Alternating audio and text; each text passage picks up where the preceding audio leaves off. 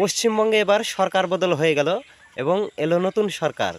আর সেই সরকারের কিছু কিছু প্রতিনিধিরা তারা সামাজিক মাধ্যম এবং সাংবাদিক মাধ্যম দিয়ে হিংসার বিরুদ্ধে হুঁশিয়ারি দিয়ে তারা যে একটা শান্তির বাতাবরণ দিচ্ছে, তাতে আমাদের খুবই ভালো লাগছে। বিজেপির পতাকা নিয়ে কোথাও যদি কোনো রাজনৈতিক হিংসা চলে, কোনো তৃণমূল অফিসের উপরে আক্রমণ হয়, মুখ্যমন্ত্রীর পরিবারের প্রতি বাড়ির সামনে দাঁড়িয়ে যদি কদর্য ভাষা ব্যবহার করা হয়, তাকে দল থেকে বার করে দেবো, সেই অধিকার আমার পার্টির সংবিধান আমাকে দিয়েছে। প্রশাসনকে দেখতে হবে বিজেপির পতাকা হাতে নিয়ে বা কেউ কোনো অটো স্ট্যান্ড, কোনো টোটো স্ট্যান্ড, কোনো কারখানা মালিকের থেকে যদি টাকা পয়সা নিতে চায়, কঠোরতম ব্যবস্থা নেবেন, তাকে গ্রেপ্তার করবেন। কোনো রং দেখে কাজ করবেন না। কোনো রাজনৈতিক হিংসার জায়গা পশ্চিমবঙ্গে নেই।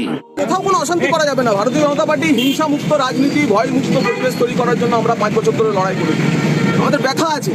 এই বীরভূম জেলাতে 2 মে থেকে 5টি খুন হয়েছিল, প্রায় 50 জন মহিলার গায়ে হাত দেওয়া হয়েছিল। কিন্তু আমরা সেসব ভুলে গিয়ে আমরা তো বলেছি অপরাধ এবং অপরাধীর গুণ বিচার করে নতুন সরকার এসে অ্যান্টিবায়োটিক প্রয়োগ করবে। কিন্তু ভারতীয় গতকাল রাত থেকে হঠাৎ করে কিছু নতুন বিজেপি হয়েছে, তারা চতুর্দিকে তাণ্ডব চালাচ্ছে। যেটা আমরা করতে দেবো না। আমি নিজে রাস্তায় নেমেছি। তার দায় কি বিজেপি নেবে? কোনো বিজেপি দায় নেবে না। পুলিশ প্রশাসন, আমি এসপিকেও বলে দিয়েছি যে কড়া ব্যবস্থা নিন, যাতে আগামী 5 বছর এরা জেলে থাকে।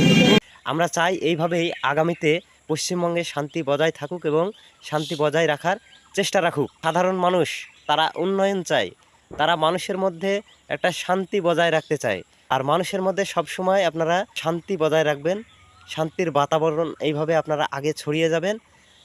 আশা করি আপনারা মানুষকে যদি আপনি দেখেন, অবশ্যই আপনাদের গ্যারান্টি মানুষ নেবে, আপনাদের জয় মানুষ এনে দেবে।